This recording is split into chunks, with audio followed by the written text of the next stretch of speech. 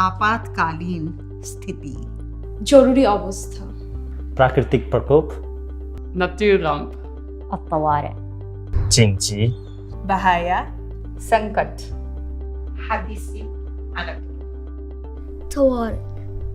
Janga la Sili. Ano man ang tawag natin sa mga ito, nangyayari mga sakuna at iba pang mga di inaasahang pangyayari. Kung ito man ay likas na sakuna, aksidente sa sasakyan o pangdaigdigang pandemya, ang pagharap sa mga ganitong kagipitan ay malaking hamon at may mabigat na mga epekto sa ating mga buhay. Well, actually, the first time that I was part of a disaster was not too long ago. So I was in Europe back in March, and we got evacuated because of all the COVID regulations, and there was a spike in a hotspot, and we were in Austria and got evacuated from the area. So in Australia. That was in 2010 when the flood happening.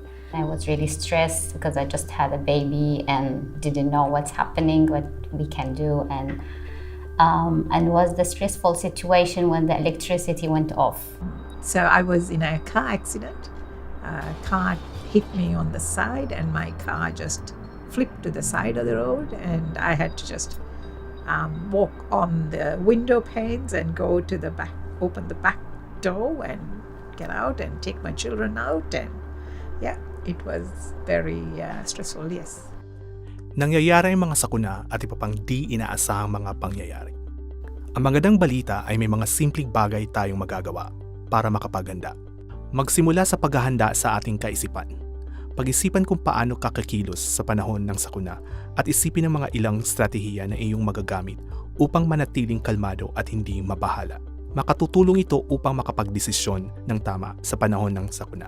Makialam, alamin ang mga posibleng panganib ng iyong kinakaharap sa pamamagitan ng pangangalap ng magpagkakatiwalaang impormasyon galing sa inyong lokal na pamahalaan, silid-aklatan, serbisyong pang-emergency, o mga taong higit na nakakaalam at matagal nang naninirahan sa iyong lugar.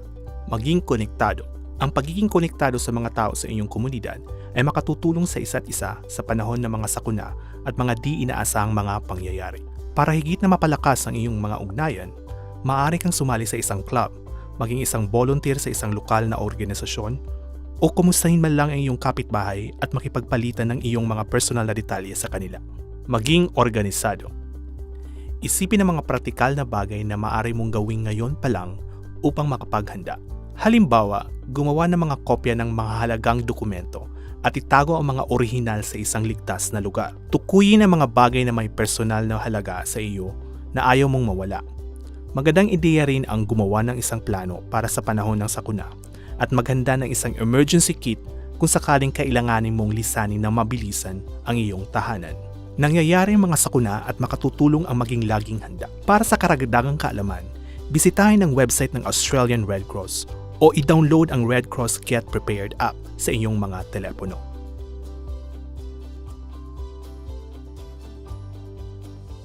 আমি জরুরি অবস্থার জন্য একদম ready. I feel prepared for emergencies.